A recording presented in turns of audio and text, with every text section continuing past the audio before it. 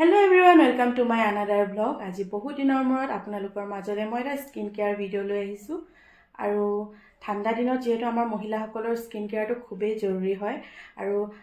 আমাৰ স্কিনটো যেহেতু ড্ৰাই হৈ যায় বা অলপ কলা পৰে স্কিনৰ পিগমেন্টেশন বহিব পাৰে গতিকে সেইবিলাক সমস্যাৰ কাৰণে স্কিনটো এটা ৰেডিয়েন্ট গ্লো পাবৰ কাৰণে স্মুথনিঙৰ কাৰণে আমি ঘৰুৱা কিছুমান সামগ্ৰীও আমি স্কিন কেয়াৰ কৰিব পাৰোঁ আৰু মই যি কেইটা সামগ্ৰীৰে স্কিন কেয়াৰ কৰোঁ তেনেকৈ মই আপোনালোকক এটা ফেচ পেক বনাই কিনে দেখুৱাম আৰু ময়ো কেয়াৰ কৰোঁ গতিকে আপোনালোককো দেখাওঁ বলক ভিডিঅ'টোৰ মাজলৈ এয়া এটা বাটিত উলিয়াই লৈছোঁ ডাঙৰ চামুচেৰে এচামুচ দৈ আৰু লগতে দিম হালধি ঘৰুৱা হালধি হ'লে বেছি ভাল আৰু মই ঘৰুৱা হালধিয়ে ব্যৱহাৰ কৰিছোঁ আৰু ইয়াৰ লগত দিম মই 1.5 চামুচ পিঠাগুড়ি অৰ্থাৎ চাউলৰ গুড়ি আৰু ইয়াৰ লগত ভিটামিন ই কেপচুল যদি এড কৰিব পাৰে আৰু বেছি ভাল কিন্তু মোৰ লগত এতিয়া নাই গতিকে মই দিয়া নাই অপচনেল হয়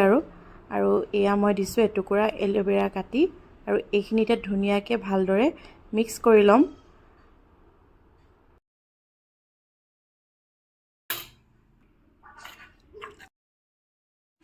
এয়া প্ৰথমতে মই লৈছোঁ এটা ডাঙৰ বাটিত অলপমান কুহুমীয়া গৰম পানী আৰু এখন চাফা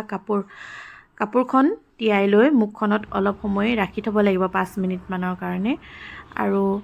টাৱেল হ'লে বেছি ভাল হয় মই পটকে এইখনে পালোঁ আৰু এইখনে ইউজ কৰি দিছোঁ 5 মিনিট তিয়াই ৰখাৰ পিছত মুখখন মচি দিব লাগিব ভালদৰে তাৰ পিছত ফেচ পেকটো এপ্লাই কৰিম এতিয়া আৰু ফেচ পেকটো অলপকৈ লগাই 5 মিনিট মাসাজ কৰিব লাগিব তাৰ পিছত ড্ৰাই হ'বলৈ দিব লাগিব 10-15 মিনিটৰ কাৰণে এই ফেচ পেকটোৰ প্ৰধান সামগ্ৰীবিধেই হৈছে দৈত লেক্টিক এচিড থাকে জিংক থাকে যাৰ কাৰণে ছালৰ উজ্জ্বলতা বৃদ্ধি পোৱাত সহায় কৰে ছালখন সতেজ কৰি ৰখাত সহায় কৰে বগা হোৱাত সহায় কৰে আৰু কলা দাগ আঁতৰোৱাত সহায় কৰে পিগমেন্টেশন সানবাৰ্ন এইবিলাক অতি সহজে দূৰ কৰিব পাৰি আমি ঘৰুৱাভাৱে যদি সপ্তাহত 2 দিন এই ফেচ পেকটো ব্যৱহাৰ কৰোঁ আৰু দৈত ভিটামিন এ থাকে ভিটামিন চি থাকে সেইকাৰণে আমি দৈ খাবও লাগে আৰু মুখত লগাবও লাগে দৈক আমি আচলতে প্ৰাকৃতিক টনাৰ বুলি ক'ব পাৰোঁ মই চাৰ্কুলাৰ মোচনত 5 মিনিট মাসাজ কৰিম 5 পৰা 10 মিনিটমান শুকাবলৈ দিম স্কিনখন তাৰ পিছত মুখখন চাফা পানীৰে ধুই দিম আৰু তাৰ পিছত দেখাই আছোঁ আপোনালোকক ৰিজাল্টটো কেনেকুৱা হ'ল এয়া এতিয়া ধুনীয়াকৈ শুকাই গ'ল এতিয়া মই ৱাছ কৰি দিওঁগৈ চাফা পানী এয়া মই এতিয়া ধুনীয়াকৈ মুখখন ধুই লৈ দেখিছোঁ নহয় কিমান ধুনীয়া এতিয়া স্মুথ লাগিছে স্কিনটো আৰু তাৰপিছত মই এতিয়া লগাম এটা চিৰাম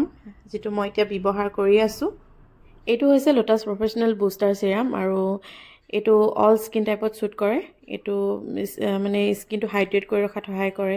আৰু ড্ৰাই বা ৰাফ স্কিন হ'লে স্কিনটো মইশ্চাৰাইজ কৰি ৰখাত সহায় কৰে স্মুথ কৰে আৰু এটা ৰেডিয়েণ্ট গ্লো দিয়াত সহায় কৰে মই এইটো ব্যৱহাৰ কৰি খুবেই ভাল পাইছোঁ আপোনালোকে ব্যৱহাৰ কৰিব পাৰে